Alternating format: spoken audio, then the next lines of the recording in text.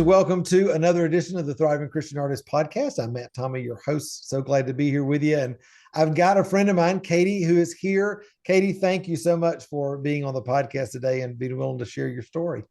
I'm so excited to be here.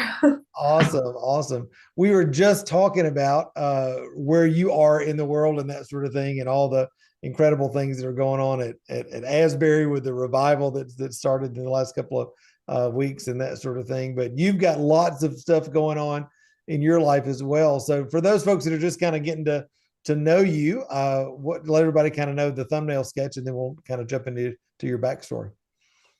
Perfect. Well, a large part of my business is live wedding painting. So I go not just weddings, but events in general, go to Yeah. events and live.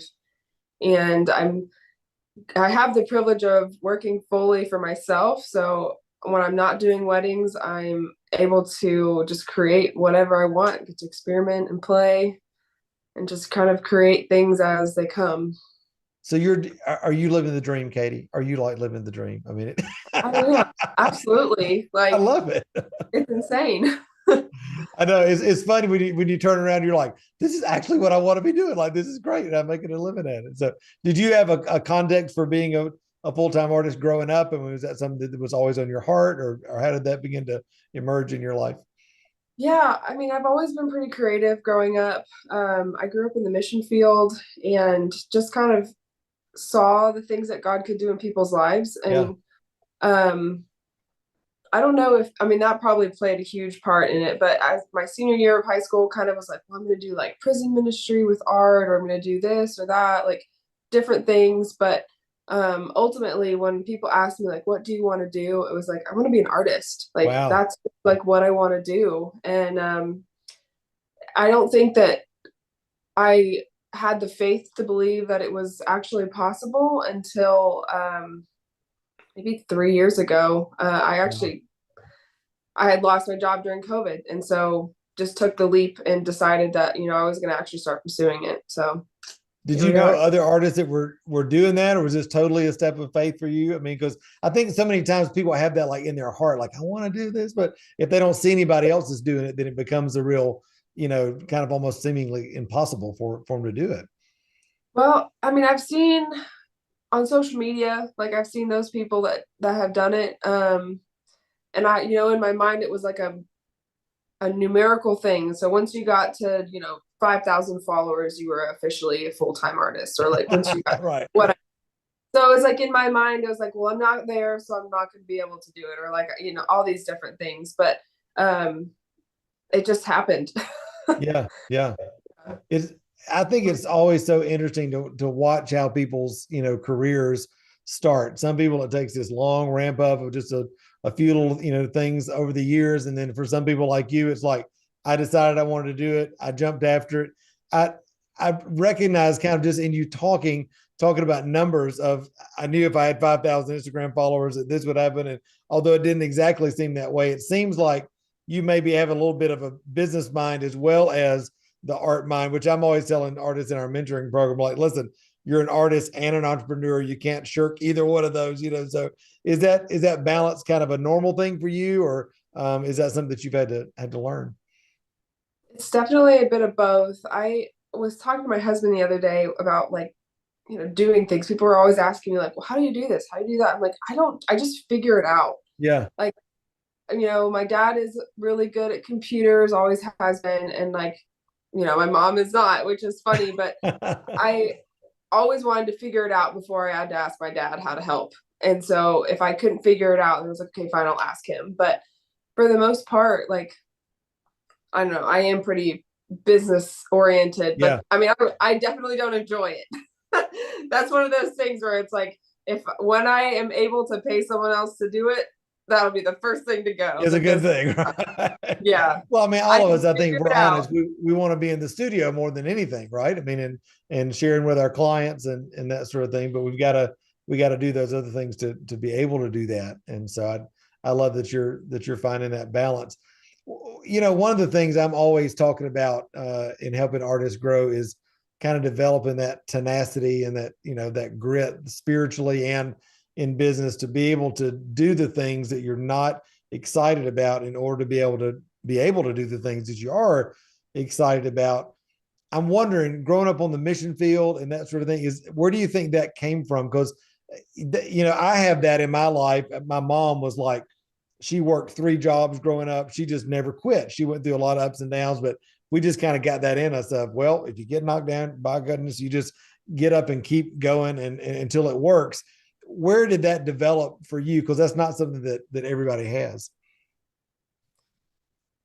I think it developed in college, honestly. A lot of it too is just like seeing, like, once I put my mind into it, like the Lord is gonna fulfill me and he's gonna sustain me to get through it. Yeah. And that with a lot of things, emotional or financial, those kinds of situations, it's like you just gotta like grin and bear it, Yeah. essentially, get through. And then, maybe you decide, you learn that, I actually enjoyed that part, and that's awesome. Yeah. Yeah. Exactly. Or you learn to love it. Like I remember when I first started in business, even before I was doing my art full time, we had a marketing company in Atlanta, and I had a business coach. He said, Matt, you have to know your numbers. You can't beat your numbers. Your numbers can't beat you. You've got to know your numbers. And I was so scared. I was like, I didn't, Excel spreadsheets and all this. I'm like, oh my God, I can't do this. But once you learn, like numbers can be your friend. They're not your enemy. You can get in there and figure it out. All of a sudden, I have a love for numbers now. I have a love for pulling the knobs and levers of our business and finding out how to make it more effective. But it's one of those things that I had to, just like you're saying, you just kind of had to grin and bear it, fake it till you make it, right? Until you got through it and develop some confidence in that. So, is your husband good at that kind of stuff, or is he kind of more like your mom, like not technology, not business? Where does he come into the picture? He's great. He's also really great with numbers, so that's helpful. He's a banker, so Love it. definitely, yeah. Yeah, if he's He's not very, good at numbers, we're all in trouble, right? I know. Yeah. I love it. I love it. You know, Katie, one of the things that I'm always encouraging artists to slow down in, I think, is this pressure that all of us can feel as creatives in today's world to immediately monetize things. That we want to get out there and make a living, develop our business, that sort of thing. But there's also this part of our creative journey, which is slow, which is in the studio only, which is not the things that we're talking about on Instagram and that sort of thing. And I think that tension that we're all trying to hold between making a living and at the same time being true to our creative process, that can be a difficult balance for you. And I'm interested, how are you balancing that for yourself, to make sure that you're authentically creating from the place that you want to be creating from, and at the same time doing the tenacious, gritty things you need to do to get out there and make a living? Yeah. So the weddings that I do are a really great way of being able to like make myself do it. Like, Yeah. weird because I am getting paid to do it, but I can see so much growth from the time that I started doing weddings to now. And all of that is 100% attributed to just doing it. Yeah. And here recently, I've really gotten into just sketchbooks. So on my off season, which is right now, I don't have a lot of weddings. Um, I'll just get my sketchbook out and just like do whatever. Like I know it's not going to be great. Like I've recently bought some pastels and I've bought some markers just like to play with and Yeah, just to, sure. like I know that this isn't my style, but I saw another artist that does something similar to this, and so I liked the way they did that, and I just want Yeah. to play with Yeah. Absolutely. Yeah, I love that. I tell people all the time, when I made baskets for like, I don't know, 13, 14 years before I ever thought of doing it professionally. And I had a level of growth in that, obviously, over that time. But as soon as I got into the studio, like 6, 7, 8 hours a day, and you start making 5, 6 days a week, all of a sudden your skill level goes, through the it. roof, because you're just getting out there and doing it. And that's what I hear you say is like, you got to be in the process, right? To keep getting better and all that. Yeah. That's so important. So, And I mean, that definitely applies to just like social media too, or your website. Like, you've just got to do it. It's going to be ugly the first time you do it. right, Anything you do is going to be ugly the first time you do right. it. You just got to do it again. I love Like, it. No, all the I tell my students all the time that take baskets from me, I said, listen, y'all, you got to make a lot of ugly baskets. And so we're talking the same language. I completely agree. And you may think that it's like the most amazing thing you've ever created. And that's awesome. Like if you love it and you think it's beautiful, like do it again. Like make something else. Yeah. And then you're gonna look back at that and was like, wow, I remember really loving this and now it's laughable. So And well, as I always say, somebody will buy it, right? So right. it may make you cringe in 5 years, but at least you got through it and they were happy and you moved on. So, the thing I love about your business, and I kind of built my business this way through commissions, but doing weddings and being able to schedule things out and have a really, determined schedule, that not only makes your life a little bit easier just from a planning standpoint, but it really makes cash flow, a lot better as well, because you can plan and know, the money that's coming in. So do you enjoy that? Does that, bring you comfort and peace, being able to have, an income that you can count on, knowing that, hey, I got this in 2 months, I got this in 3 months. Does that give you freedom? Does that give you stress? How do you like that? It's a little bit of both. I mean, Uh-huh. it's so great to be able to like sit down and look at it and like, okay, 60% of my income is going to be coming in September, October, November. Yeah. So what do I do with the time, in January, February, March when I don't have consistent things? And so Yeah. that's when I just get to like experiment. I Yeah. get to host some classes, or I get to maybe take on extra commissions. This is the first year that I've done this full time. So the end of February will be officially a year as Yeah. a full time artist. So That's so a awesome. lot of this is still like so new to me, but yeah, it is. It's really great to be able to plan things around that. Yeah. I love it. I think having a business before I became a full-time artist helped me to understand the kind of the concept of cash flow. And that's one of the primary things I teach in the mentoring program now is like laying out your year and knowing where your money's coming from and Yeah. when it's coming in. And like, I know for me, when I started out in Asheville, I realized, oh man, during the spring and summer and fall, you're kicking it. But like after Thanksgiving through like right before Easter, there was nobody coming to town. There was nobody buying art. And you're like, I still got to pay my rent. I still got to, buy supplies, all the stuff. And so I used to sell all my art classes. I do a big push at the end of the year, so I would Mhm. get cash flow for those 3 or 4 months during, November, December to hold me. And that's exactly what you're talking about. You learn to kind of plan your schedule in order to regulate that cash flow. And that really, I think, is what separates the girls from the women, if you will, the men from the boys. It's that, I want to be an artist too. Well, okay, you got to do what it actually takes to regulate the cash flow. And that does give you a level of confidence, doesn't it? To know that that's Yep, coming in. for sure. Yeah. And that's, I'm doing a big push on just booking weddings in general too. So that's what, I always require a 50% deposit to book the date. And Sure. so that's like a large portion of it that, they could be booking for a date in July or whatever, and they're paying half of it now. So that's Yeah. still part of the income. Yeah. So pushing things in your dead season is always so good. Yeah, absolutely. Well, and you're treating it like a business. You can't, I always tell people you can't have business dreams with hobby habits, right? You gotta actually treat this like a business, and doing deposits and a letter of understanding or contract or something like that. I mean, that's just really huge because it's, your income. That's your income that you're talking about, not just, Yeah. a little fun thing they want to do on the side. So, Katie, I'm for all of us that are in business and we love Jesus and we're artists and we're doing this stuff, there's always kind of this, again, tension in a good way that we're trying to hold in balance of promoting ourselves and going out there and doing all the stuff. And at the same time being like, Jesus, we want this to be about you. And we want this to be about your name and your fame. I'm thinking of the verses, the adage, more of me, more of thee and less of me. And that whole thing. I know that's something that's on your heart as well. How are you, walking in that every day to keep Jesus at the front of what you're doing, be led by the Spirit, and at the same time do the practical things that you got to do to build your business?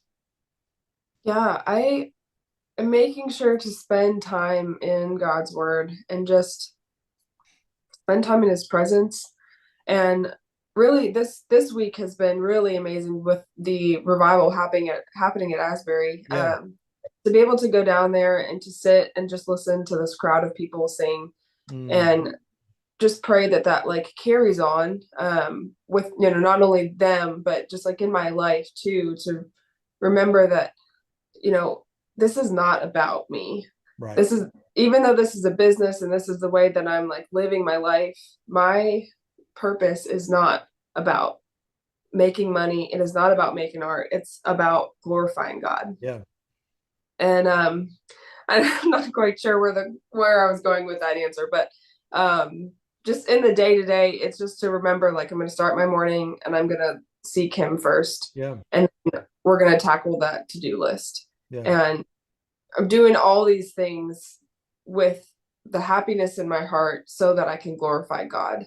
Yeah. And there's that verse that talks about in all things, do it for God's glory and do it with the Lord. Right. Yeah. And, if that is doing your taxes, or if that is putting together your spreadsheets, like, do that for the glory of God. Don't do it begrudgingly, because then, like, you're letting the devil in. Like, you're letting that spirit of bitterness, of anger into your life. And it's that yeast that's in the dough. Like, that's just a big thing that I've had to learn over the last couple of years. It's just every single thing, how frustrating it is. Just do it to the glory of God. Yeah. Well, we're always faced with that question, right? Am I going to let this situation be the door that the enemy's going to come in to frustrate and torment and trip me up and that sort of thing? Or am I going to offer this to Jesus? And I love the fact, we're always trying to encourage people. Same thing you're saying. This is his story. We're a part of it. Art is not who I am. It's not my identity. It's how I release the kingdom. And it's not my job to provide for myself. It's God's job to provide for me as my father. And he teaches me how to do that in the way that he's designed me and assigned me in his kingdom. And that takes that pressure off, doesn't it? From you having to, like, I got to make it happen, versus I'm cooperating with him on a daily basis to do the things that he's leading me to do. Yeah. It's so good. Well, I'm thinking one more thing I want to ask you, because I know that this is a big part of how you run your business, and it's a big thing that I believe as well. Divine appointments, supernatural opportunities, things happening that you couldn't have planned, that are just absolute God moments. Talk about that, because while we all know there are so many practical things that we have to do every day just to be good stewards, God is around every corner, over every hill, intersecting our path and planning things that we could never, ever even anticipate. Talk about that dynamic in your business, because I know that's really a real core part of who you are and what you're believing for. Yeah. So one of the big mile markers that kind of sticks out to me is I was making goals for these weddings and for booking weddings. And remember kind of just establishing that I was doing these weddings, not because the wedding industry is somewhere that you can make a lot of money, but because the wedding is the ultimate symbol of Christ returning for his church. And when I said that to the Lord, it was like, these paintings are not just going to be, this random thing that these people decide to book for their wedding, but it's going to be a reminder of Christ's love for the bride. Yeah. And I was like, I want God to, like, work through me. And every time I go to a wedding and I get stressed out, because it's a lot of pressure to paint. It's a wedding, right? Right. And I just pray the Lord's Spirit would just run through me. And when I decided to just give that over to him as not just a money-making thing, he was like, okay, like, I'm going to take it and we're going to run with it. And so my goal initially was to book 4 weddings. And I booked 18. And that's kind of like that more than you can ask or imagine thing, right? Yeah. And it's that perspective that I need currently to sit back and think, like, God's not doing anything in my life right now, but it's like, that perspective of seeing God and seeing the way and the places that he's moved in my life before, and knowing that he is faithful. Yeah. And he's faithful with every faithful step that you take. Yeah. Yeah. It's so good. I was just teaching on this in the mentoring program the other day and talking about the fact that there's never a place in God's word where you see him leaving his children with barely enough to survive. Every situation that Jesus shows up, that the Father shows up in the Old Testament, it's always more than enough. It's always in abundance. And we have to, though, reorient ourselves, right, to that reality, because, you know, the things that we believe in our heart create the world that we live in, and the lens through which we see. And I'm like, I want to see things not as desperate down here, but I want to see them seated in heavenly places. I want to see them from his perspective. And that takes an intentionality, doesn't it? To every day, like, Lord, this is your deal, and I'm a part of it, and I trust you in this. And not only with the expectancy of like, he's going to give me this amazing, like, bountiful gift, but like looking at it as like, I want to know the God that does these things. I want to know the God that's generous with his love, that's generous with his gifts. Not because he is generous, but because he is God. Like, really seeking after who that is. Yeah. Yeah. We want to know the provider, not just the provision, right? I mean, that's the whole thing. And I love that about the Lord, because, you know, he wants to pour out his goodness, but he wants our heart first. And if he can trust our heart, there's no limit to what he wants to pour in and through our lives. And I love that. Katie, I love what you're doing. I love your heart. I know that so many people are getting inspired by this. Just you know, this is not rocket science, right? In the kingdom, this is like, we love Jesus. We connect with what he's called us to do and who he's called us to be. And we're trying to be faithful to that in the journey every day. And as we do, he shows up in spite of us and with us and does incredible things. And thank you so much for sharing your story today. I know that folks are going to want to connect. Maybe there's some folks that want to have you come and paint for their wedding, or know a friend or something like that. Want to see your work. Absolutely. So where can they find out all the stuff that you're doing online? Yeah, they can find me at katienelsonfineart.com, and you can find all my social media there as well, but everything is Katie Nelson Fine Art. So cohesive on Instagram, Facebook. I'm on TikTok too, but yeah, all those places, Katie Nelson Fine Art. Good stuff. Well, Katie, thank you so much for being on the podcast today. It's been a joy to be able to share your story. Thank you for having me.